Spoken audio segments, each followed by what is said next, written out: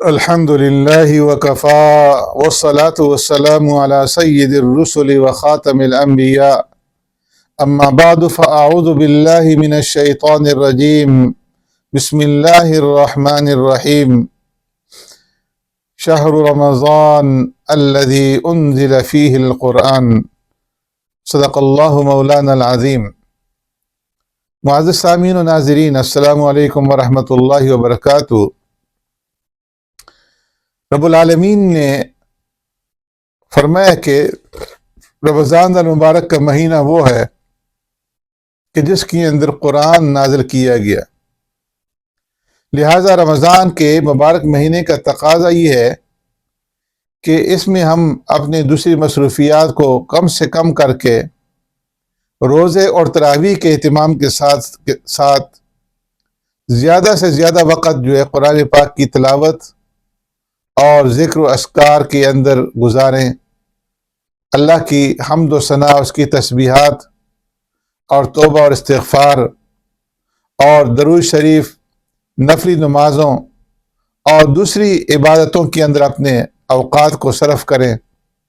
اور ہر قسم کے گناہوں سے بچنے کی فکر کریں۔ اللہ کے راستے کے اندر خرچ کرنے، صدقہ و خیرات میں بڑھ چڑھ کر کے حصہ لینے کی کوشش کریں۔ پیارے پیغمبر صلی اللہ علیہ وسلم کی تعلیمات اور نیک و صالحین کی جو مستند دینی کتابیں ہیں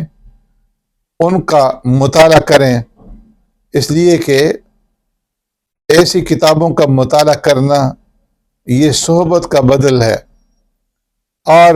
اس کے ساتھ ساتھ دینی دعوت کی طرف بھی توجہ رکھیں،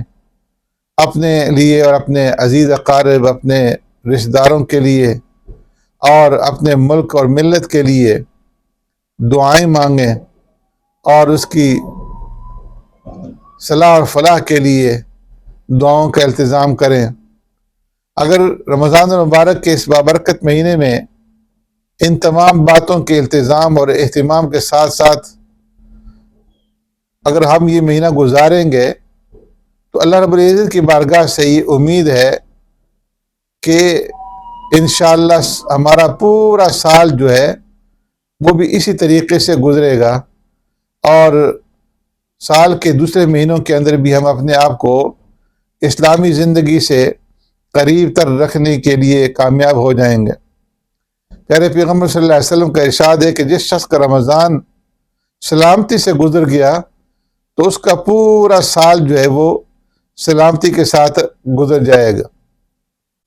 حضرت مجدد الفسانی رحمۃ اللہ تعالی علیہ اپنے مکتوبات میں ایک مکتوب میں لکھتے ہیں، رمضان المبارک کے تعلق کے ساتھ جو ہے انہوں نے یہ لکھا ہے کہ اس مہینے کو قرآن مجید کے ساتھ خاص مناسبت ہے، اور اسی مناسبت کی وجہ سے قرآن مجید اس مہینے میں نازل کیا گیا۔ فرمایا کہ یہ مہینہ ہر قسم کے خیر اور برکت کا جامع ہے۔ آدمی کو سال بھر میں مجموعی طور پر جتنی برکتیں حاصل ہوتی ہیں